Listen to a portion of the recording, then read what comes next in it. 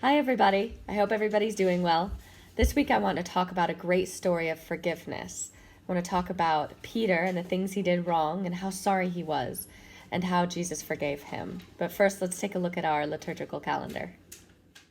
Okay, Ryder and Sawyer, what is this? The church calendar. Yeah, the church calendar. This is how the church tells the story of Jesus all throughout the year. And what are these green times? Ordinary time. Very good. That's when we grow and we learn our favorite Bible stories. What about these purple times? What are these purple times? Lent and Advent. Right. And what do we do in Lent and Advent? We get ready for Christmas. And get ready. Celebrate Christmas. Yeah, to celebrate Jesus. And what else do we celebrate? And Easter. Very good. And what about? Jesus died on a cross. And That's Pentecost. right. It's hot. Yeah, the red day is Pentecost. Very good. And it's really hot. Yeah, that's when the Holy Spirit came. And where are we right now? We're in the white. We're in the white. That's right. We're celebrating Jesus coming back from the dead. Good job.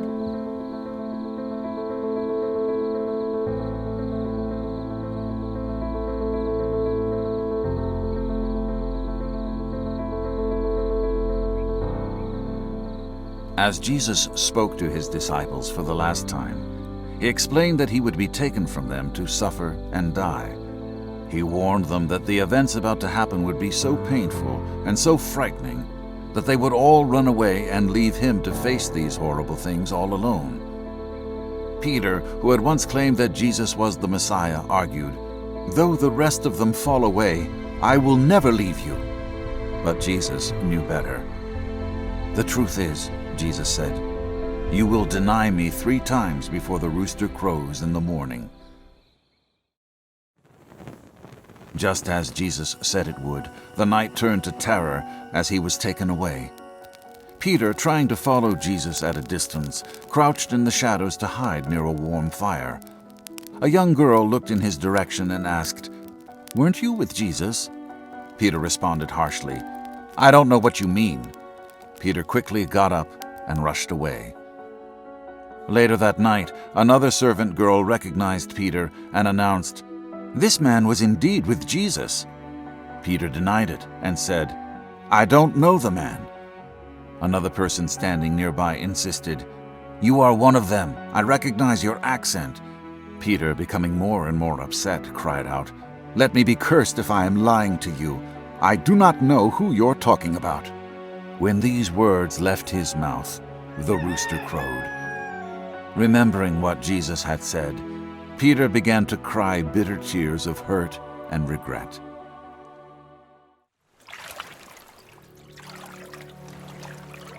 After the death of Jesus, the disciples were lost and confused about what to do. Peter was tired of sitting around feeling guilty, so he decided to do something he was good at: fishing. Peter told the others of his plan, and some of them decided to join his fishing trip. They fished through the night, but they caught nothing. Early in the morning, exhausted and disappointed, they finally gave up and headed back toward the shore. They rowed toward land, and as the morning light was just appearing, the disciples could barely make out what looked like a man standing on the shore. The mysterious figure called to them, "Children, did you catch any fish?" Puzzled, they answered the stranger, "No." The man then said, "Cast the net off the right side of the boat, and then you'll catch something."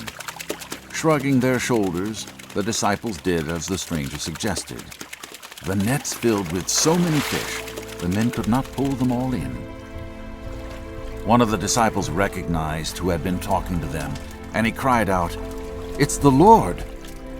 Peter was so excited, he jumped out of the boat, diving into the water to reach him.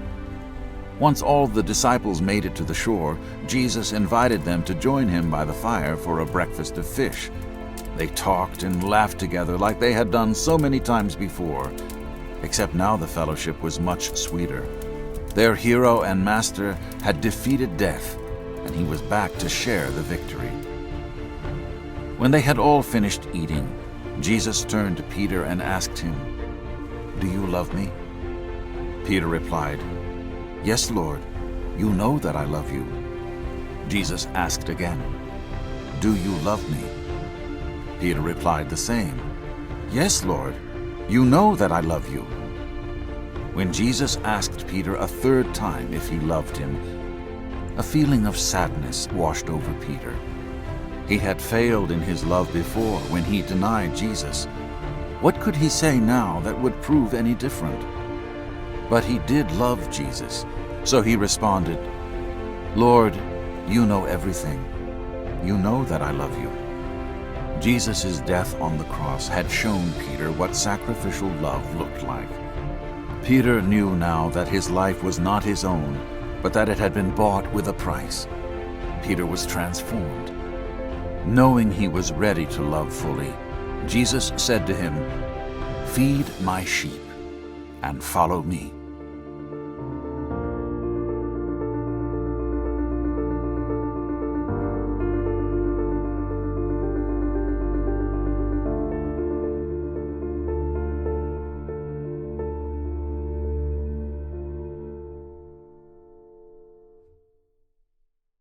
Okay, I know it's been a while since we've seen these, but let's take a look at our Beatitudes again and refresh our memory.